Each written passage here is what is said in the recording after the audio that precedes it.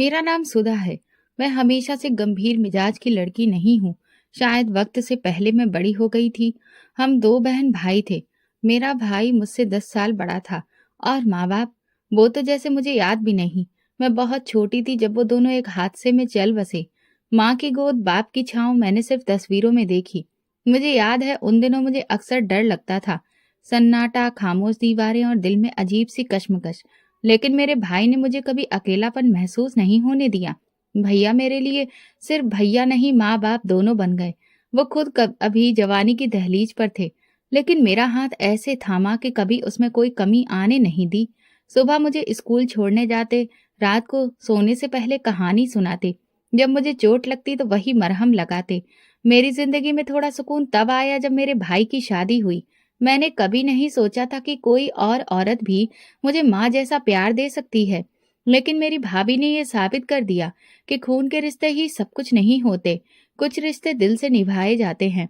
शादी के पहले दिन ही मेरे भैया ने भाभी से कहा, सुधा, मेरी सबसे बड़ी जिम्मेदारी है, इसे कभी ये महसूस नहीं होने देना कि तुम इसकी भाभी हो। माँ बनकर इसके साथ जीना। और भाभी ने सच में ये वादा निभाया। मैंने उनकी आंखों में कभी भी परायापन नहीं देखा। वो मेरे बाल ठीक करती तो इतनी नरमी से जैसे वाकई मेरी माँ हो। बीमार हो जाती तो रात भर जागती। मेरे कपड़े, मेरी पसंद, मेरी हर छोटी खुशी का वो खास ख्याल रखती थी। हम एक छोटे से घर में रहते थे। किचन से भाभी की हंसी की आवाज आती तो दिल को सुकून मिलता। भैया अक्सर ऑफिस से आकर थक कर बैठ जाते, लेकिन जैसे ही मुझे देखते चेहरे पर मुस्कुराहट आ जाती। एक दिन मैंने भाभी से पूछा, भाभी, अगर मेरी माँ जिंदा होती तो कैसी होती? वो मुझे सीने से लगाकर बोली, शायद उससे भी ज्यादा चाहने वाली। लेकिन मैं इतनी खुशकिस्मत हूँ कि भगवान ने मुझे ही वो मुकाम दे दिया है। ये सुनकर मेरे दिल में उनके लिए अजीब सी मोहब्बत घर कर गई। भाभी की बातों में मिठास थी, जो वक्त के साथ मेरे जख्मों पर मरहम बन गई। हर रविवार हमारा दिन खास होता। भैया मुझे पार्क ले जाते और भाभी मेरे लिए मूंगफली वाली चटनी, आलू वाले पराठे और दही बड़े तैयार करती। हम सब घास पर बैठकर हंसते, खाते और जी भर के खुशहाल लम्हे चुराते। एक बार भैया ने भाभी से कहा, जब सुधा हंसती है तो लगता है सारी दुनिया खुश हो गई है। भाभी हंसते हुए बोली, भगवान इसे हमेशा हंसता हुआ रखे। हम दोनों इसकी खुशियों के लिए ही तो जीते हैं। भाभी अक्सर मेरे साथ बैठकर मेरे सपने सुनती। सुधा, तुम क्या बनना चाहती हो? मैं कहती, मैं कुछ बड़ा बनना चाहती हूँ, अपने पैरों पर खड़ी होकर बिना किसी के सहारे जीने वाली। वो मुस्कुराकर कहती, तो फिर मैं प्रार्थना करूंगी कि तुम्हें ऐसा नसीब मिले कि कभी भी झुकना ना पड़े। मेरा बचपन कुछ लम्हों में ही नरमी से संवर गया। मेरे घर में प्यार का एक खास माहौल था। भाभी हर छोटे मौके पर मेरे लिए गिफ्ट जरूर लाती। जन्मदिन पर भैया हमेशा खुद मेरे लिए केक लाते। वो जानते थे कि मैं उन चीजों का इंतजार करती हूँ। कभी कभी रात को मैं जागती तो देखती भैया और भाभी मेरे कंबल को सीधा कर रहे होते। वो मेरे लिए सब कुछ थे, एक पूरा परिवार। ये सब कहते हुए भी मेरी आंखें भीगने लगती हैं। जिंदगी के बहुत से दिन शायद कभी वापस नहीं आएंगे, लेकिन उनकी खुशबू अभी भी मेरी आत्मा में बसी है। भैया का प्यार, भाभी की गोद, उनकी प्रार्थनाएं, सब कुछ। मेरी जिंदगी एक सामान्य और सुरक्षित रफ्तार से चल रही थी, जैसे कोई कहानी जिसके पन्ने धीरे धीरे पलट रहे हों। पढ़ाई पूरी होते ही सब कुछ बदलने लगा।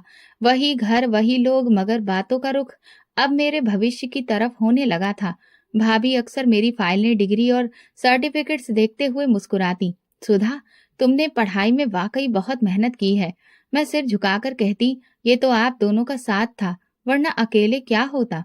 मगर उस दिन कुछ अलग था। दोपहर के वक्त जब सब अपने काम में लगे थे, भाभी मेरे पास आई। हाथ में चाय का कप था। वो मेरे पास बैठी और बोली, सुधा, तुम्हारी पढ़ाई पूरी हो गई है। हम चाहते हैं तुम्हारी जिंदगी का अगला कदम भी खुशी से भरा हुआ हो। मैं नजर चुरा गई। मैं समझ तो गई थी कि वो किस बारे में बात कर रही हैं, मगर जानबूझकर मैं अनजान बन गई।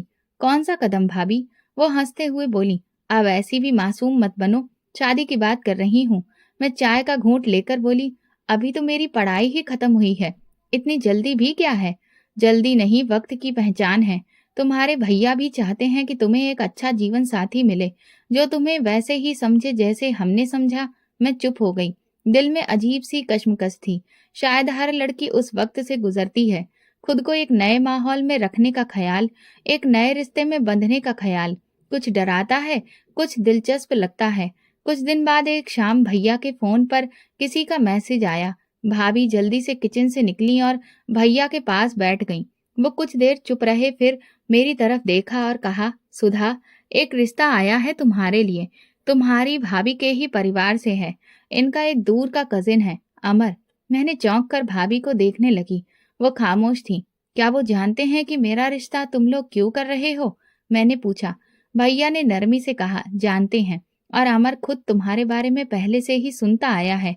पहले तो मुझे अजीब लगा कि कोई मुझे जानता है और मैं उसे नहीं जानती, लेकिन फिर सोचा परिवार के अंदर का रिश्ता है, शायद बात होती रहती हो। 2 दिन बाद अमर अपनी माँ के साथ हमारे घर आया। मैं ऊपर अपने कमरे में थी। दिल की धड़कन तेज हो गई, जैसे कोई एग्जाम का रिजल्ट आने वाला हो। मुझे भाभी बुलाने आई और बोली, बस नीचे आ जाओ, बात हो जाएगी। देखो लोग अच्छे हैं, हमें जल्दी नहीं है, तुम्हारी मर्जी जरूरी है। मैं नीचे गई। अमर सोफे पर बैठा था, ठीक ठाक सा, बहुत ही संजीदा मगर सुकून भरा चेहरा। उसकी आंखों में कॉन्फिडेंस था। उसने मुस्कुराकर मुझे देखा। मैंने नजर झुकाकर मुस्कुराहट में ही जवाब दिया। हमारी मुलाकात बस फॉर्मेलिटी से भरी रही, लेकिन उसके अंदाज में एक शालीनता थी जो मुझे अच्छी लगी। न ज्यादा बोलता था, न हद से कम। बातचीत के बाद वो चला गया। भाभी ने कहा, अमर ने साफ कह दिया है कि उसे सुधा पसंद है। मैंने धीरे से पूछा, वो करता क्या है? एक प्राइवेट कंपनी में इंजीनियर है। सीधी जिंदगी गुजारने वाला लड़का है। अपने काम से काम रखता है। अगले दिन भैया ने मेरी राय पूछी। सुधा, हमें जबरदस्ती नहीं करनी। तुम्हारा क्या फैसला है? तुम राजी हो तो बात आगे बढ़ाएं। मैं कुछ देर चुप रही, फिर धीरे से कहा, हाँ, मुझे वो ठीक लगा। रिश्ता तय हो गया। हमारे घर में खुशी का माहौल हो गया। भाभी ने शादी की तैयारियां शुरू कर दी। वो मेरे साथ बाजार जाती, कपड़े, जेवर, हर चीज में मेरी पसंद का ख्याल रखती। सुधा, तुम्हें बस खुश रहना है। मैं चाहती हूँ कि तुम्हारा घर ऐसा हो जहाँ तुम्हारी हंसी गूंजे। भाभी की ये बात मुझे हमेशा याद रही। अमर से फोन पर कभी कभी बात हो जाती। वो संजीदा और धीरे से बात करता। उसने कभी भी कोई हद पार नहीं की। एक दिन उसने कहा, सुधा, मैं चाहता हूँ कि हम दोनों एक दूसरे के लिए सुकून बने। शादी की तारीख तय हो गई। 6 महीने बाद। उन महीनों में मेरी जिंदगी एक नया मोड़ लेने लगी। सपनों में नए रंग भरने लगे। शादी का दिन था तो सब कुछ सपने जैसा लग रहा था। घर में रोशनी, मेहमानों की चहल पहल और दिल में अजीब सी खुमारी। भाभी मेरे कपड़ों की सिलबटें ठीक करती रही। बार बार कहती, आज तो मेरी गुड़िया लग रही हो। अमर शादी के बाद मेरी तरफ आया तो बस इतना कहा, तुम्हें देखकर लगता है कि किस्मत ने वाकई मुझे बहुत कुछ दे दिया। विदाई के बाद मैं अपने नए घर आई। एक साफ सुथरा फ्लैट, सादगी से सजा हुआ, हर चीज कायदे से। अमर ने दरवाजे पर खड़े होकर कहा, ये घर तुम्हारे कदमों की तरक्की से ही पूरा हुआ है। अगले दिन हमारी पहली सुबह साथ में थी। मैंने नाश्ता बनाने की जिद की। अमर ने पहले तो मना किया, फिर मुस्कुराकर बोला, ठीक है, लेकिन खुद को ज्यादा परेशान मत करना, वरना ये मेरी पहली शिकायत होगी। हम दोनों ने हंसते हुए नाश्ता किया।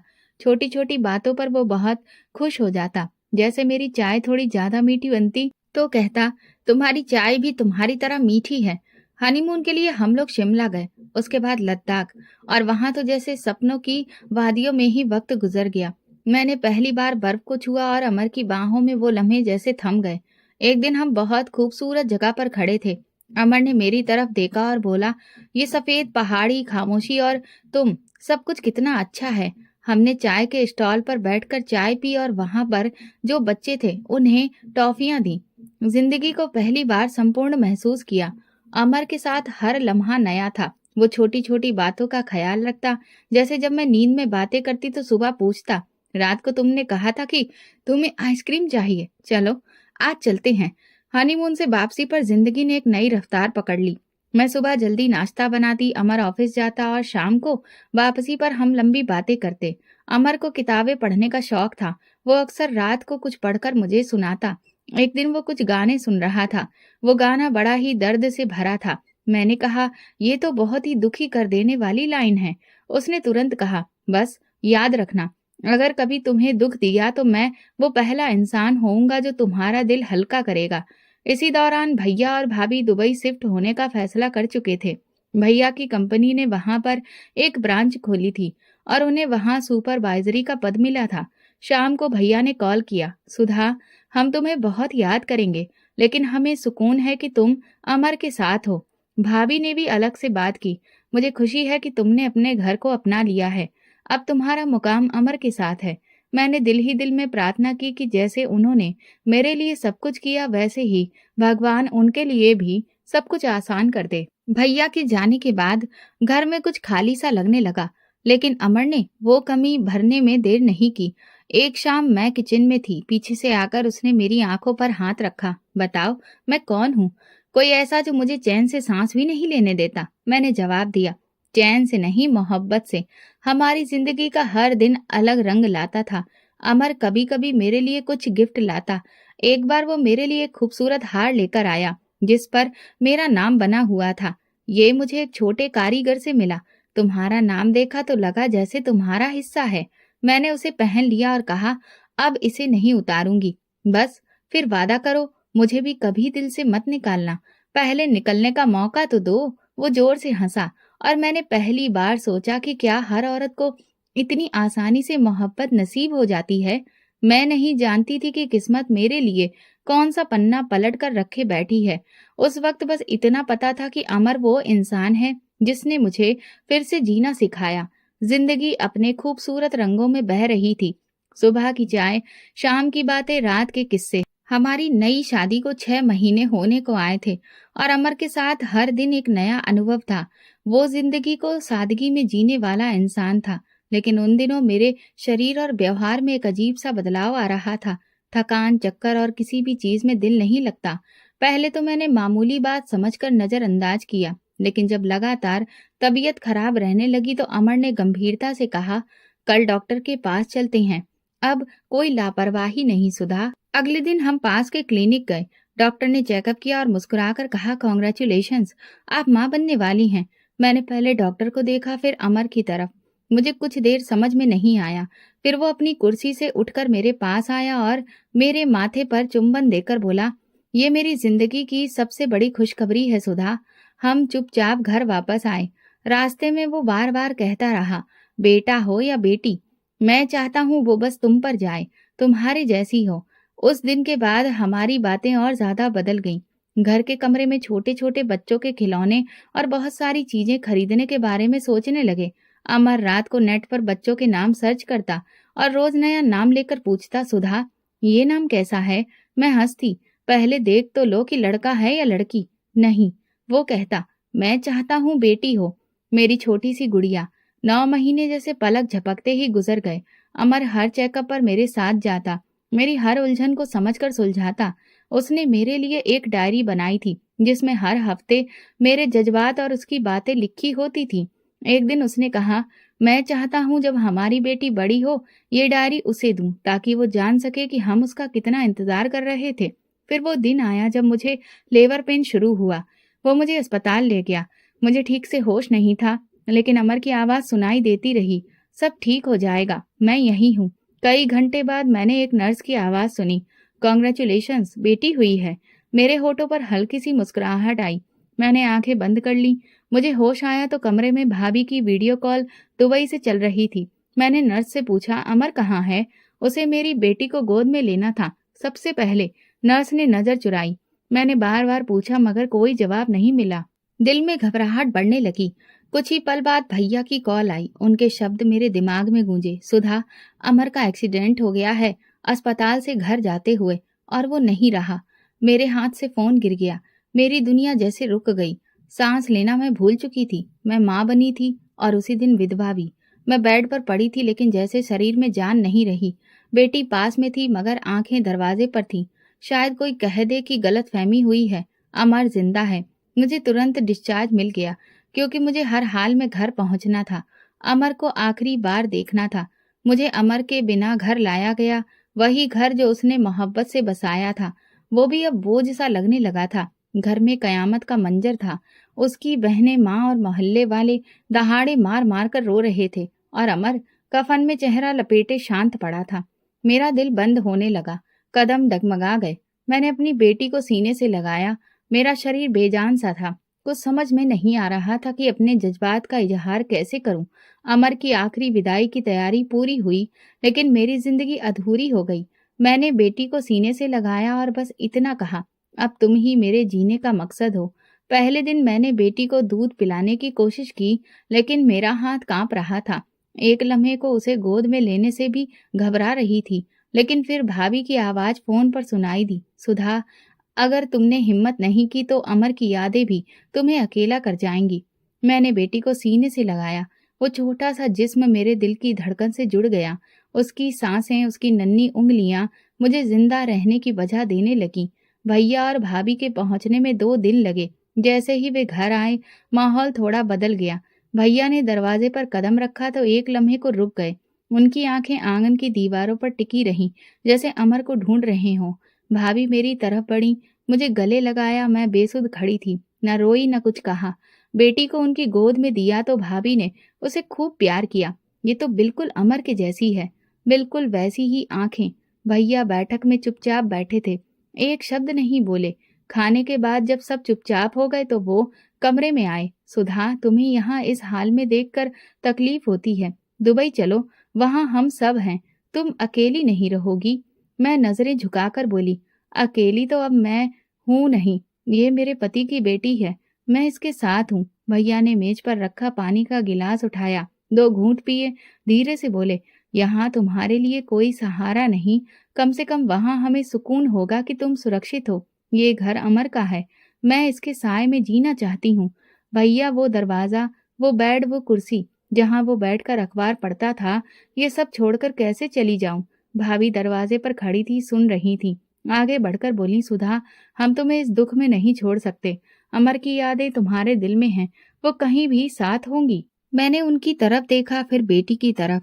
ये जगह सिर्फ यादें नहीं, ये मेरे रिश्ते की गवाही है। मेरी बेटी को उसके बाप का घर चाहिए। भैया ने थोड़ा गुस्से से कहा, तुम जिद कर रही हो, हम तुम्हारी भलाई के लिए कह रहे हैं। अगर जिद नहीं करती तो आज शायद जिंदगी की ये कैद सही लगती। मेरी आवाज सख्त थी, लेकिन मैं रो नहीं रही थी। भाभी ने भैया का हाथ पकड़ा, जबरदस्ती नहीं करेंगे, जब दिल चाहे तो दरवाजा खुला है। अगले दिन भैया ने घर की चीजों को ध्यान से देखना शुरू किया, जैसे कुछ सोच रहे हो। दोपहर में मुझे बुलाया, मैंने तुम्हारे लिए कुछ पैसे जमा किए हैं, अगर कभी किसी चीज की जरूरत हो तो झिझकना मत। भैया, मुझे पैसे नहीं चाहिए, आपका भरोसा चाहिए। भाभी पास में बैठी कुछ देर चुप रही, फिर बोली, एक राय दूं? हाँ, थोड़ा सा खुद को व्यस्त रखो, कुछ वक्त अपने लिए भी निकालो। जिंदगी थम गई है मगर तुम्हें नहीं रुकना चाहिए। शाम को दोनों वापस जाने की तैयारी करने लगे। भैया ने अपना बैग बंद करते हुए कहा, ये फैसला तुम्हारा है, हम प्रार्थना करते हैं कि तुम बस ठीक रहो। भाभी ने मुझे गले लगाया, तुम बहुत बहादुर हो सुधा, लेकिन कभी बहादुरी से थक जाओ तो हमें जरूर याद करना। भैया भाभी की वापसी के बाद घर का माहौल जैसे फिर बदल गया। अमर के जाने के बाद अगर किसी चीज में सबसे ज्यादा बदलाव आया था तो वो मेरी सास का व्यवहार था। पहले वो मुझे बेटी कहकर बुलाती थी, हर काम में मेरा हाथ बटाती थी और मेरे लिए आशीर्वाद देती थी, मगर अब उनके चेहरे की लकीरें बदल गई थी। नजरों में ठंडक की जगह अजनबीपन आ गया था। मैं विधवा हो गई थी तो उन्होंने मेरे कमरे का दरवाजा बाहर से बंद रखने की हिदायत दी। बोली, अब तुम अंदर ही रहोगी, विधवा औरतें ऐसे ही रहती हैं। मेरे दिल में सवाल उठा, क्या विधवा होना सिर्फ दुख का नाम है या फिर सजा का? लेकिन मैं चुप रही। मेरे पास मेरी बेटी थी, बस उसी का सहारा था। मैं दिन रात एक ही कमरे में 4 दीवारी में जिंदगी गुजारने लगी। मेरी जेठानी मीनाक्षी अक्सर मेरे कमरे के दरवाजे पर आकर हल्की आवाज में पूछती, कुछ चाहिए तो बताओ सुधा। दीदी, मैं कहती, सब कुछ है, पर सच ये था कि अंदर से बहुत कुछ टूट चुका था। एक दिन सास कमरे में आई, सख्त लहजे में बोली, विधवा हो चुकी हो, अब हंसी खुशी और रंग बिरंगे ख्यालों का वक्त नहीं रहा। मैंने सर झुकाकर कहा, माँ जी आप जैसा कहें। फिर वो मेरी बेटी को देखकर कुछ देर चुप रही और ठंडी सांस लेकर कमरे से निकल गई। मीनाक्षी मेरी असली मददगार बनी। कभी दरवाजे के नीचे दूध का गिलास रख देती, कभी बेटी के लिए झूला बंधवा देती। एक दिन जब मैं बीमार पड़ गई तो रात के वक्त चुपके से मेरे कमरे में आई, सर पर ठंडी पट्टियां रखी और बोली, मैं जानती हूँ तुम्हारे साथ क्या हो रहा है, लेकिन तुम अकेली नहीं हो। मुझे कभी कभी लगता है जैसे मैं कैदी हूँ, बस गिनती के दिन बाकी हैं यहाँ। मैंने पहली बार अपने दिल की बात कही। ये वक्त गुजर जाएगा सुधा। तुम जैसी लड़कियां कमजोर नहीं होती, बस खामोश होती हैं। उसने मेरा हाथ थामा और उसकी आंखों में हिम्मत थी।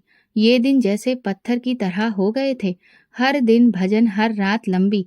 घर के किसी काम में हाथ भी नहीं लगाने दिया जाता, लेकिन ताने और नजरों की तो अब रोज की आदत बन चुकी थी। मेरी ननद अक्सर बाहर से आकर दरवाजे के करीब बातें करती। कितने दिन हो गए इस कमरे में बंद, शायद यही किस्मत है इसकी।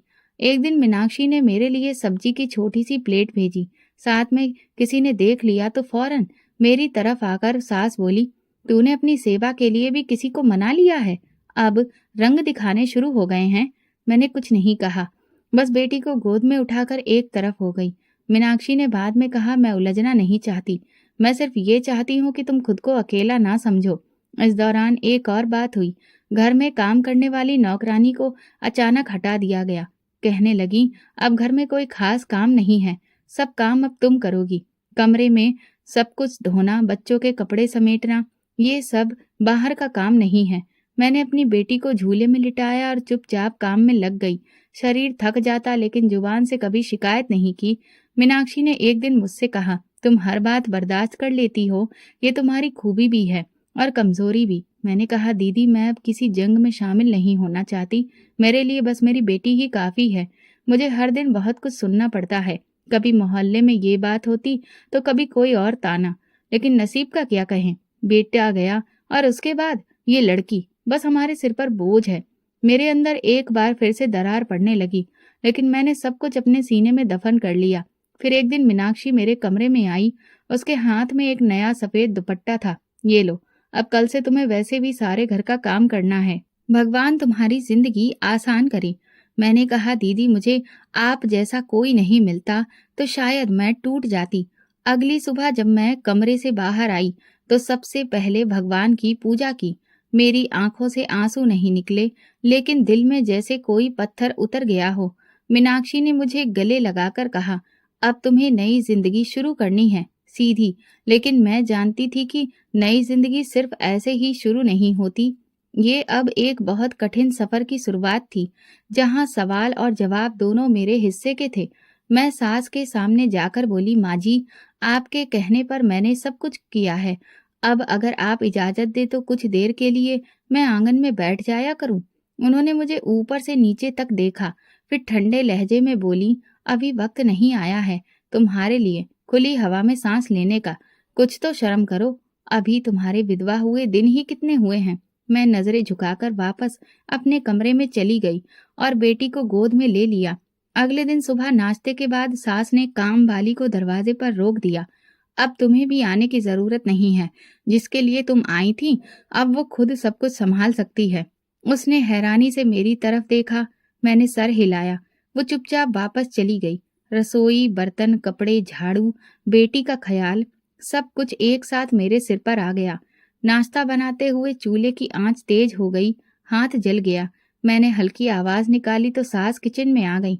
अभी तो काम शुरू हुआ है, इतनी जल्दी नौटंकी शुरू कर दी? विधवा हो गई हो, अब यही जिंदगी है तुम्हारी। मीनाक्षी जो किचन के दरवाजे पर खड़ी थी तुरंत आगे बढ़ी। माँ जी, इसका हाथ जल गया है, थोड़ा तो ख्याल करिए। सास ने उसे घूर कर देखा। तू ही तो है जिसने इसके नखरे पाल रखे हैं। पहले पति ने सिर पर चढ़ाया था, अब तू चढ़ा रही है। मीनाक्षी खामोश हो गई। उसने मेरे जख्म पर पानी डाला, पट्टी बांधी और फिर मैं चुपचाप काम में लग गई। अगले दिन मीनाक्षी ने कहा, सुधा, मैं चाहती हूँ कि तुम कुछ रंग बिरंगे कपड़े पहनो, इससे तुम्हारा दिल बहलेगा। अब तो तुम्हें विधवा हुए काफी दिन बीत गए हैं। मैंने अलमारी से हल्के गुलाबी रंग का एक सूट निकाला, प्रेस किया और पहन लिया। जैसे ही आंगन में निकली, ननद बैठक में बैठी थी। एक दूसरे के कान में कुछ कहा और दोनों हंसने लगीं। यही दिन रह गए थे देखने को। अब तक तो बड़ी सीधी सादी घूमती थी, आज देखो रंगीन कपड़े पहन लिए। वाह भाभी, मैं कुछ कहने ही वाली थी कि सास अंदर आ गई। मेरी तरफ देखकर गुस्से से बोली, क्या यही दिन दिखाने के लिए इतने दिनों का इंतजार किया? सफेद रंग के कपड़ों के दिन गए तो फैशन याद आ गया। माँ जी, ये कोई शौकीनिया कपड़े नहीं हैं। मीनाक्षी दीदी ने ही कहा था कि, तो क्या, अब इस घर में वही फैसला करेगी। मैं जिंदा हूँ अभी, और जब तक मैं हूँ इस घर में विधवा के रंग सफेद के सिवा और कुछ नहीं होगा। मैंने सूट उतारा, दोबारा सफेद कपड़े पहने और खुद को शीशे में देखा। वही चेहरा, वही आंखें, मगर जैसे रोशनी बुझ गई हो। शाम को मीनाक्षी मेरे पास आई। माफ करना, मेरी राय तुम्हारे लिए परेशानी बन गई। दीदी, शायद ये घर मुझे एक ही रंग में देखना चाहता है। दिन गुजरते गए और कामों का बोझ बढ़ता गया। सुबह की चाय से लेकर रात के बर्तनों तक हर काम मेरी जिम्मेदारी बन गया। बेटी को गोद में लेकर फर्श से साफ करती, कभी उसे लिटाती, कभी रोटी सेकने के दौरान उसे झूले में हिलाना पड़ता। एक दिन खाना बनाते हुए आटा खत्म हो गया। मैंने ननद से कहा, जरा दुकान से आटा ले आओगी? बेटी को मैं अकेले नहीं छोड़ सकती। अच्छा, तो हम तुम्हारे नौकर हो गए हैं? उसने ताना देते हुए कहा।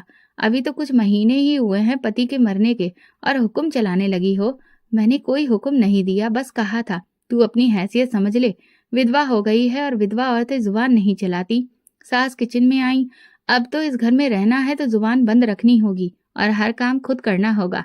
जिसका पति नहीं रहता उसका सहारा सिर्फ काम होता है। मैंने आटे की थैली उठाई और खुद ही दुकान की तरफ निकल गई।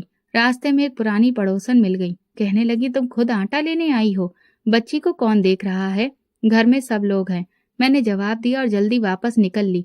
उस रात मीनाक्षी ने मुझे खाने पर बुलाया। बच्चों के साथ बैठी तो लगा जैसे कुछ लम्हे आसान हो गए हैं। उसने कहा, तुम्हें थोड़ा वक्त अपने लिए भी निकालना चाहिए। समय तो बचता ही नहीं है दीदी। सारा दिन काम और बेटी की जिम्मेदारी। कम से कम रोज 10 मिनट मेरे साथ चाय ही पी लिया करो। बस इतना वादा करो। मैंने सिर हिलाया। उसी रात पहली बार मुझे नींद आई। दूसरी सुबह फिर वही रूटीन, लेकिन अब मन में मीनाक्षी दीदी का वादा था। सास के ताने, ननद की जहर भरी नजर, सब कुछ जस का तस। फिर भी मैं हर रात उसे 10 मिनट की चाय का इंतजार करती। एक दिन बेटी को गोद में लिए सोच रही थी, अगर ये सब मेरे साथ हो सकता है तो कल किसी और के साथ भी हो सकता है। मुझे कुछ बदलना होगा। मगर वो सोच अभी कच्ची थी और मेरा हौसला मुझे खामोश रहने पर मजबूर कर रहा था। मैं सिर्फ सह रही थी, झेल रही थी और अपनी बेटी की आंखों में वो रोशनी तलाश रही थी जो कभी मेरे चेहरे पर थी। उसी दिन सुबह से मौसम भारी था। बादल आसमान पर थे, हवा में नमी थी। मैंने अपने काम निपटाना शुरू किया। बच्चों की यूनिफॉर्म प्रेस की, नाश्ता तैयार किया और फिर बेटी को झूले में लिटा दिया। सास जल्दी उठ गई। ननद भी कॉलेज की तैयारियों में थी। वैसे 3 कपड़ों की 2 बड़ी बाल्टियां जमा हो चुकी थीं और मीनाक्षी दीदी अभी सो रही थी। आम दिनों में कपड़े धोने के बाद फैलाने का काम वही संभालती थी, क्योंकि मैं छत पर नहीं जाती थी। लेकिन आज सास ने मुझे आवाज दी, कपड़े उठा और ऊपर फैला। मीनाक्षी को परेशान मत कर, वो सोती रहेगी तो ठीक है। माँ जी, मैं छत पर नहीं जाती, आपको पता है आसपास की छतें। उन्होंने बीच में बात काटते हुए कहा, चुप कर जा, ज्यादा महारानी बनने की अपनी आदत खत्म कर दे। विधवा हो गई है, अब यही काम करने हैं तुझे।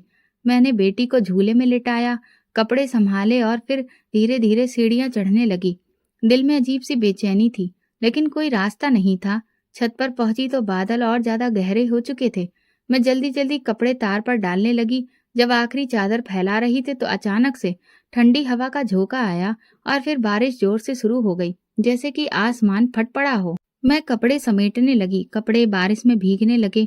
मेरा दुपट्टा भी पानी से भर गया। जैसे ही मैंने आखिरी सलवार तार से उतारी, मेरी नजर सामने कमरे के दरवाजे पर पड़ी। वहीं कबीर भाई खड़े थे, छत के कमरे में मेरी तरफ घूरते हुए। उनकी आंखों में जो कुछ था वो नजर बर्दाश्त करनी मुश्किल थी। वो मुस्कुरा रहे थे, वही मुस्कान जो इंसान की रूह में जहर घोल दे। मैंने फौरन नजरें नीचे कर ली, कपड़े उठाए और दुपट्टा संभालते हुए भागती हुई नीचे आ गई। सीढ़ियां उतरते ही सास सामने आ गई। क्या हुआ है, ऐसे क्यों भाग रही हो? कपड़े किधर हैं? बारिश आ गई है माँ जी। और मैं रुक गई। फिर हिम्मत करके कहा, कबीर भाई वो ऊपर थे, मुझे अजीब नजरों से देख रहे थे। मेरी नजर कमरे से निकल आई। मीनाक्षी दीदी भी आ चुकी थी। मेरी बात सुनकर मीनाक्षी दीदी की आंखों में हैरत आई, लेकिन सास का चेहरा सुर्ख हो गया। क्या बकवास कर रही है? मेरे बेटे पर इल्जाम लगा रही है? अम्मा, मैं झूठ नहीं बोल रही। वो मेरी तरफ ऐसे देख रहे थे जैसे। खामोश। सास ने मेरे मुंह पर जोर से चांटा मारा। बदकिरदार कहीं की, अपने पति अमर के मरने के बाद अब मेरी जवान औलाद पर नजरें डाल रही है। शर्म नहीं आई? मैं पीछे हटी, लेकिन नंदों ने घेर लिया। यही रह गया था, पहले हमारे भाई को खा गई, अब दूसरे पर नजर डाल रही है। ये सब तुम्हारा ड्रामा है। बारिश में सफेद कपड़े पहनकर गई और फिर इल्जाम लगा दिया। खुद कुछ करने गई थी या फिर शायद। मैंने नजरें झुका ली। आंसू बह रहे थे मगर जुबान पर अब भी सच था। मैंने कुछ गलत नहीं किया, तो अब हमें गलत साबित करेगी? सास ने बालों से पकड़कर मुझे जमीन पर गिरा दिया। निकाल बाहर ये कपड़े, दुपट्टा संभाल और सराफत से रहना सीख ले। मीनाक्षी ने बीच बचाव की कोशिश की। माँ जी बस करिए, बेटी भी देख रही है। यही तो खतरा है, कहीं इस बच्ची को भी अपने जैसा ना बना दे। मैंने खुद को समेटा, कपड़े संभाले और खामोशी से कमरे में वापस आ गई। बेटी अभी भी झूले में थी। उसकी आंखों में नींद थी, लेकिन माहौल का शोर उसे डरा चुका था। मैंने उसे सीने से लगाया और एक ही बात खुद से कही, अब जो भी सहना है तेरे लिए सहना है। बंद कमरे में मेरा दिल धड़क रहा था। कभी कभी पर्दे हिलते तो लगता कबीर फिर न आ जाए। मैंने अंदर से कुंडी लगा ली। रात को खाने के वक्त नहीं गई। सास ने दरवाजा पीटा, नीचे आ, भूखी रह गई तो हमें ना कहना, और काम कल भी सारे तेरे ही हैं। मैंने जवाब नहीं दिया, सिर्फ बेटी के हाथ थामे रही। वो मेरी ढाल थी, मेरी गवाही थी। उस रात जब सब सो गए तो सोचने लगी, मुझे सच बोलने का ये सिला क्यों मिला? जो नजर मुझ पर पड़ी, जो इल्जाम मेरे नाम पर लगा, ये कैसा इंसाफ है? दरवाजे पर एक बार फिर हल्की सी दस्तक हुई। मैं कांप गई, मगर इस बार दरवाजा नहीं खोला। सिर्फ दिल ही दिल में कहा, मेरी बेटी को इस घर की नजरों से बचा लेना, बस इतना काफी है। उस रात मेरे कमरे की कुंडी बंद थी, मगर दिल बेचैन। बार बार उठकर दरवाजा चेक करती, फिर बेटी के पास बैठ जाती। बाहर खामोशी का राज था, लेकिन अंदर दिल में शोर था। रात के 3 बजे का वक्त था, वही वक्त जब मैं अक्सर बेटी को दूध देने के लिए उठती थी। एक आदत पड़ चुकी थी। बेटी सो रही थी, दूध आज लेने नहीं गई थी। कमरे का हल्का सा कोना रोशन किया और सोचने लगी। तभी दरवाजे की कुंडी हिलने लगी। दिल जैसे हलक में आ गया। मैं खामोश रही, मगर अगले ही लम्हे कुंडी खुलने की आवाज आई। किसी ने आहिस्ता से दरवाजा खोला। वो कबीर था। वो बिना कुछ कहे अंदर आ गया। मैंने सोने का नाटक जारी रखा। उसने दरवाजा बंद किया और मेरी तरफ आया। मेरे करीब आकर बैठते हुए उसने कहा, जाग रही हो तो थोड़ा सा वक्त दे दो, अब तुम भाभी नहीं लगती। मैं फौरन खड़ी हो गई। आपको शर्म नहीं आती? ये वक्त है किसी के कमरे में आने का, और वो भी एक विधवा औरत के। अमर मर चुका है सुधा, और तुम अब अकेली हो। तुम्हें किसी सहारे की जरूरत है। मैं तुम्हारे करीब आना चाहता हूँ। आप मेरे पति के भाई हैं। ये क्या बकवास है? मैंने पीछे हटते हुए कहा, रिश्ते अब सिर्फ कागज पर रह गए हैं। दिल की बात सुनो, जल्दी बाहर निकल जाइए मेरे कमरे से। मैंने दरवाजे की तरफ इशारा किया, मगर वो वहीं बैठा रहा। अगर शोर मचाया तो सब यही समझेंगे कि तुमने खुद बुलाया है। सच तो कोई मानेगा नहीं। मैंने पानी से भरे जग को उठाया और उसकी तरफ फेंका। उसने मेरी कलाई पकड़ने की कोशिश की। मैंने जोर से झटका दिया और चीख मारी, अम्मा, दीदी, दरवाजा खोलो कोई। अचानक कबीर के चेहरे पर अजीब सा तनाव आ गया। उसने माथे पर हाथ रखा और फिर लड़खड़ाते हुए एक तरफ गिरने लगा। उसकी चीख गूंजी और साथ ही बाहर शोर मच गया। मीनाक्षी सबसे पहले कमरे में आई, फिर नंदे और सास। मैं दरवाजे के पास बैठी कांप रही थी। कबीर फर्श पर गिर पड़ा था। उसकी आंखें फटी हुई थीं, मुंह से झाग निकल रहा था। ये क्या किया तुमने मेरे बेटे के साथ? सास चीखने लगी। मैंने कुछ नहीं किया, वो खुद आया था। मेरी आवाज रुंध गई। झूठी, तेरे जैसे किरदार की औरतों पर भरोसा नहीं किया जा सकता। मीनाक्षी ने कबीर को देखा और फौरन कहा, इसे अस्पताल ले चलो, शायद हार्ट अटैक हो रहा है। भाइयों ने कबीर को उठाया, और मगर उसकी एक टांग और एक बाजू बेजान हो चुके थे। उसकी जुबान लड़खड़ा रही थी। अस्पताल में डॉक्टर ने जब चेकअप किया और कहा, पैरालिसिस का अटैक है, दिमाग का एक साइड ब्रेन हैमरेज हो चुका है, बोलने की ताकत खत्म हो गई है और जिस्म का एक हिस्सा अपाहिज हो चुका है। मीनाक्षी ने सास को संभाला, जो अब भी हिचकियां ले रही थी। मेरा बेटा, ये सब उसकी चाल थी। वही सुधा। मैं अस्पताल नहीं गई। मैं अपने कमरे में बंद रही बेटी के साथ। 2 दिन बाद कबीर घर आया, व्हील चेयर पर। उसकी आंखों में वही गुरूर था, मगर अब बेबसी भी। उसकी जुबान से सिर्फ एक ही बात निकली, मैंने गलती की। कमरे में सब खामोश हो गए। मीनाक्षी ने नरमी से कहा, यह बात काफी है, सब कुछ साफ हो चुका है। मैं सामने नहीं गई, बस दीवार के पीछे से सुना। सच अपनी पहली झलक दिखा चुका था। जुल्म की जुबान बंद हो गई थी, मगर इल्जाम के निशान अभी भी बाकी थे। कबीर की व्हीलचेयर घर के दरवाजे से अंदर दाखिल हुई तो एक लम्हे को सारा घर जैसे खामोश हो गया। वो जो कभी छत पर खड़े होकर आवाजें लगाया करता था, अब नजरें झुकाए बैठा था। हाथों की हरकत खत्म, जुबान से चंद शब्द मुश्किल से निकल रहे थे। डॉक्टर की रिपोर्ट भी साथ में थी। सास ने लिफाफा हाथ में लेकर जल्दी से खोला, आंखों पर ऐनक चढ़ाई और लिखी लाइनें बुलंद आवाज में पढ़ने लगी। इसमें stroke, left side paralysis, limited speech function. और फिर अचानक खामोश हो गई। मीनाक्षी दीदी ने वही रिपोर्ट दोबारा पढ़ी और ठंडी सांस भरी। ये तो लंबा मामला लग रहा है, पूरी रिकवरी का चांस भी कम है। कमरे में बैठे बाकी सब खामोश थे, कोई कुछ बोलने को तैयार नहीं था। मैं अपने कमरे के कोने में बेटी को गोद में लिए सब कुछ सुन रही थी। मेरी आंखें बंद थी, लेकिन दिल के अंदर जैसे कुछ दोहराया जा रहा था। सच खुद बोलेगा, सच को अल्फाज की जरूरत नहीं होती। उसी रात मीनाक्षी मेरे पास आई, उसके चेहरे पर गहरी संजीदगी थी। दरवाजा आहिस्ता से बंद किया और कालीन पर बैठ गई। कुछ देर तक कुछ भी नहीं कहा, फिर धीरे से बोली, सुधा, मुझे तुमसे एक सच कहना है जो मैं बरसों से छुपाती आई हूँ। मैंने चौंक कर उसकी तरफ देखा। कबीर शुरू से ही ऐसा था। उसकी नजरों में हमेशा बेचैनी, जरूरत से ज्यादा दिलचस्पी और नाजायज जरूरत रही है। मेरी शादी के फौरन बाद उसने एक बार मुझ पर भी हाथ डालने की कोशिश की थी। मेरी सांस जैसे रुक गई। फिर आपने कुछ कहा क्यों नहीं? माँ जी ने मना किया था, कहा था कि खानदान की इज्जत का सवाल है। उस वक्त मैं खामोश हो गई, फिर बच्चे हो गए और फिर खामोशी ही आदत बन गई। और अब खामोशी टूट गई है, क्योंकि वो हद पार कर चुका है। तुम पर हाथ उठाना, तुम्हारी इज्जत पर सवाल उठाना, ये मेरे लिए बर्दाश्त करना मुश्किल है। तो आप क्या करेंगी दीदी? मैं जा रही हूँ, अपने बच्चों को लेकर इस घर से जा रही हूँ, अब और नहीं। अगली सुबह जब मीनाक्षी ने सामान बांधना शुरू किया तो सास का चेहरा पीला पड़ गया। क्या कर रही हो? कहाँ जा रही हो? जिस बेटे को आपने हमेशा बचाया, उसकी वजह से आज ये दिन देखने पड़े। मैं और बर्दाश्त नहीं कर सकती। मगर कबीर बीमार है, अब तुम ही सहारा हो उसका। कबीर ने जब सुधा पर हाथ उठाया, तब किसका सहारा था? तब आपको ख्याल क्यों नहीं आया कि आपकी बहू भी किसी की बेटी है? सास ने नजरें झुका ली, हाथ जोड़कर कहा, बच्चों का सोच लो मीनाक्षी, मत जाओ। मैं बच्चों को लेकर जा रही हूँ, ताकि उन्हें एक बेहतर माहौल दे सकूं। मैं चाहती हूँ कि वे ये सब ना देखें कि औरत कब तक खामोश रहती है। मीनाक्षी के जाने के बाद घर सुनसान हो गया। कबीर व्हीलचेयर पर बैठा दरवाजे की तरफ देखता रहा। उसकी नजरें जैसे किसी का इंतजार कर रही हों, लेकिन कोई वापस ना आया। सास कुछ दिनों में बूढ़ी लगने लगी, बाल सफेद, चेहरा बेरौनक।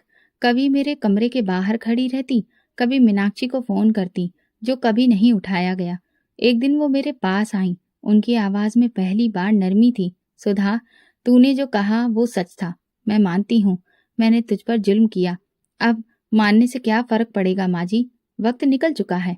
बस एक बात कह दूं, जी, मैं रोज कबीर को तेरे दरवाजे के बाहर व्हील चेयर पर बिठा देती हूँ, शायद तू माफ कर दे। वो खामोशी से चली गई। उनकी पीठ झुकी हुई थी, जैसे वक्त के बोझ ने थका दिया हो। उस दिन के बाद सास की आंखों में अक्सर नमी दिखाई देती। कबीर अक्सर दरवाजे के पास बैठा रहता, आसपास खेलते बच्चों को देखता, लेकिन उनकी हंसी उस तक नहीं पहुंचती। कबीर व्हील चेयर पर बैठा रहता था और सास दरवाजे पर। हर आते जाते शख्स की आंखों में एक सवाल होता और जवाब वो खुद ही अपने अंदाज से दे देती। घर में अभी भी खामोशी थी, लेकिन अब वो खामोशी अंदर तक नहीं जाती थी। मैंने अपने कमरे की दीवारों से नजरें हटाना शुरू कर दी थी। मीनाक्षी भी जा चुकी थी और मैं जानती थी कि अगर मैं भी अब ना बदली तो मेरी बेटी भी इस माहौल में पलकर बड़ी होगी। मुझे वो नहीं चाहिए था, मुझे उसके लिए एक नया आगाज चाहिए था। एक दिन जब सास कमरे में आई तो उनके हाथ में पुराना एल्बम था। उन्होंने मेरे सामने रख दिया। ये अमर की तस्वीरें हैं, शायद तुम रखना चाहो। मैंने एल्बम खोला। हर तस्वीर एक दास्तान थी। अमर के हंसते चेहरे, उसकी बाहें, उसकी बातें, सब जिंदा हो गए। मैंने तस्वीर के किनारे पर लिखी लाइन पढ़ी, सुधा के साथ हर दिन मैं खुशी है। मेरी आंखें भीग गईं, मगर दिल में दर्द नहीं था। मैंने सास की तरफ देखा। तस्वीरें रखने का मतलब माफ करना नहीं होता, मैं जानती हूँ, मगर चाहती हूँ कि शायद एक दिन तुम नरम हो जाओ। माँ जी, नरम होना और माफ कर देना दो अलग बातें हैं। दिल जिसने हाथ उठाया वो हाथ भूल सकता है, मगर वो लम्हा नहीं। तो तुम कहना क्या चाहती हो? मैं अपनी बेटी के हिस्से की जायदाद चाहती हूँ। अमर की बेटी है वो, उसका हक कोई नहीं छीन सकता। सास ने चौंक कर उसकी तरफ देखा। जायदाद? जी। अमर के हिस्से की चाहिए। मैं कानूनी रूप से उसकी वारिस हूँ और उसका हक बचा कर रखना चाहती हूँ। वो खामोश हो गई। अगले दिन भाई को फोन किया, कानूनी कार्रवाई शुरू हुई। कुछ पुराने कागजात निकाले गए, कुछ अदालत के चक्कर लगे, लेकिन आखिरकार मुझे अमर की जायदाद का कानूनी हिस्सा मिल गया। मैंने वो रकम संभाली, लेकिन अपने लिए नहीं, अपनी बेटी के लिए और उन औरतों के लिए जो खामोश होकर अंदर ही अंदर मर जाती हैं। मैंने करीबी इलाके में एक पुराना खाली मकान देखा। वो जगह कच्ची जरूर थी, लेकिन मेरी नज़र में वो एक नई शुरुआत थी, जिस पर नई जिंदगी शुरू करनी थी। मैंने वहां एक कोचिंग शुरू करने का इरादा किया, जहां विधवा औरतें, बेसहारा बच्चियां पढ़ सकें, खुद को संवार सकें, जीने की वजह पा सकें। मैंने उस कोचिंग का नाम अमर कोचिंग सेंटर रखा। पहला दिन था। सिर्फ 3 बच्चियां, एक 7 साल की अनाथ बच्ची, एक विधवा औरत जिसका पति भी नशे की लत में दुनिया से जा चुका था, और एक लड़की जिसे सौतेली माँ ने घर से निकाल दिया था। मैंने उन सबको चाय पिलाई और कहा, ये कोचिंग तुम्हारी है। यहाँ सिर्फ पढ़ना नहीं, हौसला भी सिखाया जाएगा। वक्त गुजरता गया, कोचिंग बढ़ती गई। मैंने एक छोटा अनाथालय भी साथ में ही बना दिया। एक छोटा सा कमरा जहाँ बच्चे सोते, एक किचन जहाँ खाना बनता और एक लाइब्रेरी जहाँ कुछ पुरानी किताबें रख दी गईं। बेटी अब बड़ी हो रही थी। वो स्कूल जाने लगी थी और शाम को कोचिंग में मेरे साथ बच्चों को कहानियां सुनाती। एक दिन सास कोचिंग के दरवाजे पर आई। वो व्हीलचेयर में कबीर को लेकर आई और बाहर खड़ी हो गई। यही कोचिंग है, वो धीरे से बोली। सब कहते हैं यहाँ हौसला मिलता है, सुकून मिलता है। मैं दरवाजे पर आकर रुक गई। ये जगह उस हर इंसान के लिए है जिसका दिल साफ हो, जिसे कुछ सीखना हो, कुछ बदलना हो। कबीर की जुबान अब भी साथ नहीं देती थी, लेकिन आंखों से समझ आता है, जैसे कुछ कहना चाहता हो। शायद माफी, शायद पछतावा। माफी दिल से दी जाती है माँ जी। मेरा दिल अभी भी जख्मी है। वक्त मरहम है, लेकिन हर जख्म का निशान बाकी रहता है। तो कुछ ना कुछ तो दे दो। कबीर को माफी अगर मिलेगी तो मेरे जरिए नहीं, बल्कि उसके कर्मों के जरिए। मैं किसी को सजा या माफी देने की हकदार नहीं हूँ। मैंने दरवाजा बंद नहीं किया, लेकिन उनकी वापसी का भी इंतजार नहीं किया। बेटी मेरा हाथ पकड़कर अंदर ले गई। माँ जी, आज मैंने सबको इंग्लिश की पोयम सुनाई। सबने तालियां बजाई। मैंने बेटी को गले लगाया। बस यही काफी है मेरे लिए। तेरे पिता की रूह को यही सुकून देगा। अब मैं सच के साथ खड़ी थी, कमजोर नहीं, तन्हा नहीं, बल्कि एक नई जंग जीत कर, जिसने खुद को बचाकर दूसरों को पनाह देना सीख लिया था। हर रोज कोचिंग शुरू होने के कुछ देर पहले सास कबीर को व्हील चेयर पर दरवाजे के बाहर लाकर बिठा देती थी। कबीर की आंखें हर गुजरते शख्स को देखती। कुछ उसे नजरअंदाज करके गुजर जाते, कुछ ठिठक कर देखते और कुछ सिर्फ अफसोस से सिर हिलाकर आगे बढ़ जाते। एक दिन मोहल्ले के डॉक्टर साहब उसे देखकर रुक गए। सास ने उनके कदमों में आकर कहा, डॉक्टर साहब कुछ कीजिए मेरे बेटे के लिए, बहुत तकलीफ में है। डॉक्टर साहब ने कबीर को देखा और फिर धीरे से कहा, कभी किसी के साथ कुछ गलत करने की नीयत की थी शायद, इसीलिए अब हर पल वो बोझ बन गया है। दवा भी उन पर असर करती है जिनका दिल साफ हो। सास ने नजरें झुका ली और वापस पलट आईं। कोचिंग के बाहर लोगों की निगाहें, जो कभी कभार कबीर पर तरस खाती थी, अब जैसे एक फैसला सुना रही थी। कोचिंग में अब 7 बच्चियां, 4 औरतें और 2 अनाथ लड़के पढ़ रहे थे। मेरे लिए वही मेरी दुनिया थी। बेटी अब 6ठी क्लास में थी। वह अक्सर मेरे पास आकर कहती, माँ, कल मैं कहानी सुनाऊंगी ना सबके सामने, आप मेरी आवाज सुनेंगी ना? हर दिन सुनूंगी। जब तक ये कोचिंग है, मेरी बेटी की आवाज उसकी दीवारों में गूंजती रहेगी। हफ्ते का दिन था। दोपहर के वक्त बेटी मेरे साथ खेल रही थी। धूप मध्यम थी। मैंने एक नया पौधा लगाया था और वो हर रोज उस पर पानी डालती थी। उस दिन वो रुककर बोली, माँ, क्या ये पौधा बड़ा होगा? हाँ बिल्कुल, जैसे तुम बड़ी हो रही हो। दोनों में फर्क सिर्फ वक्त का है। नियत एक जैसी है, बढ़ना, छाया देना। उसी शाम एक औरत आई, चादर में लिपटी, आंखों में थकान। उसने दरवाजे पर आकर कहा, क्या विधवा को भी यहाँ पनाह मिलती है? ये जगह उन सबके लिए है जिनके पास इज्जत है, मगर सिर छुपाने की जगह नहीं। मैंने उसे अंदर बिठाया, पानी दिया और उसे खाली कमरा दिखाया। ये जगह तुम्हारी है, जब तक तुम चाहो और तुम्हारा दिल कहे। वो औरत थोड़ा सा रोई, फिर खामोश हो गई। मुझे उसकी आंखों में वही खालीपन नजर आया जो कभी मेरी आंखों में था। बेटी मेरे पास आई, मेरे गले में बाहें डाली। माँ, कितनी नेक दिल है। नहीं, मैं सिर्फ मदद करती हूँ। एक सुबह डॉक्टर साहब आए, उनके हाथ में एक पुराना रजिस्टर था। ये स्कूल का रिकॉर्ड है। हमें एक नई जगह की ज़रूरत है जहाँ बच्चों को पढ़ाया जा सके। हम चाहते हैं आपकी कोचिंग स्कूल में शामिल हो जाए। मैंने हैरत से उनकी तरफ देखा। ये इज्जत आप मुझे दे रहे हैं? ये इज्जत आपने कमाई है। सुधा बेटी, हमने देखा है कि तुमने दूसरों की मदद की है। मैंने खामोशी से रजिस्टर लिया, दस्तखत किए और दिल में बस यही सोचा कि शायद अमर कहीं आसमान में बैठा मुस्कुरा रहा हो। उसी शाम कोचिंग के दरवाजे पर कबीर बैठा था। वही व्हीलचेयर, वही खाली नजरें। एक छोटा बच्चा उसके करीब आया, कुछ देर उसे देखता रहा, फिर अपनी माँ का हाथ पकड़कर बोला, माँ, ये वही हैं जिनके बारे में सब कहते हैं ना कि इनकी आंखें बुरी थीं। माँ ने बेटे को खींचा और कहा, ऐसा मत कहा करो बेटे, लेकिन हाँ, आंखों से नीयत का अंदाजा हो जाता है। कबीर ने नजरें झुका ली और आंखों से दो मोटे आंसू निकलकर चेहरे पर बह गए। मैंने कोचिंग की छत पर खड़े होकर वो मंजर देखा। मेरी बेटी मेरे साथ खड़ी थी। मैंने उसे गले लगाया और सोचा, बुरे कर्मों का फल बुरा ही होता है। तो दोस्तों, आपको कैसी लगी हमारी आज की कहानी? अपनी राय कमेंट बॉक्स में ज़रूर भेजें। और अगर आपको हमारी वीडियो पसंद आई हो तो हमारे चैनल को सब्सक्राइब करिए, वीडियो को लाइक करिए और बेल आइकन प्रेस कर दीजिए ताकि हर नई आने वाली वीडियो का नोटिफिकेशन आपको मिल सके। धन्यवाद।